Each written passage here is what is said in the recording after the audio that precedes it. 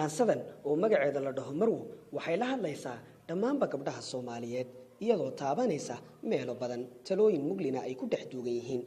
tusinaysana gabadha Soomaaliyeed khatar badan oo ay wanaagsan tahay inay aad uga digtoonaato kana fiirsato iyadoo ka foojigan waxayna ku bilaabmaysaa maansadu sida tan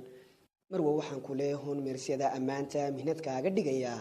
maarin haddaad tahay ama madow dhalaal badan waa midabka gaarkay dadka kaga mugweyntee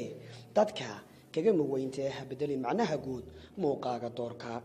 macnahaantii waa inaad aaminto kuna kalsoonaato qaabka uu Ilaahay ku abuuray iyo midabka uu ku siiyay kaasi oo aad ku tahay qof sharaf iyo karaamo ku leh bulshada uu ku dhex nool yahay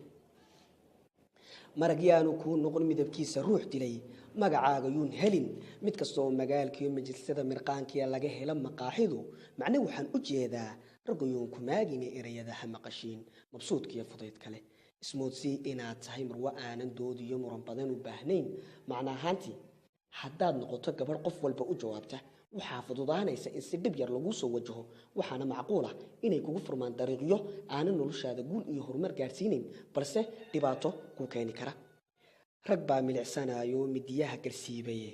jirka meel bannaan iyo meel muuqataba awd jirka meel bannaan iyo meel muuqataba awd macna waxaan u jeedaa ha ka tagin maryaha culus mar walba inaad asturnaato gabadhay waa dhowrsanaantaada xijaabkuna waa dayrka iyo daryeelaha noloshaada macna waxaan u jeedaa ha ka tagin maryaha culus mudan aad ahaatidi maal qabeen hadduu jiro maskaxdaada xadi kara yaanu maalka kugu degin macna waxaan u jeedaa maradaada yuu furinimo meherku ku qaban niman maamul qoys iyo garanayn mas'uulnimo marti soorka xeerkeed yaanu maanka ka galin macna waxaan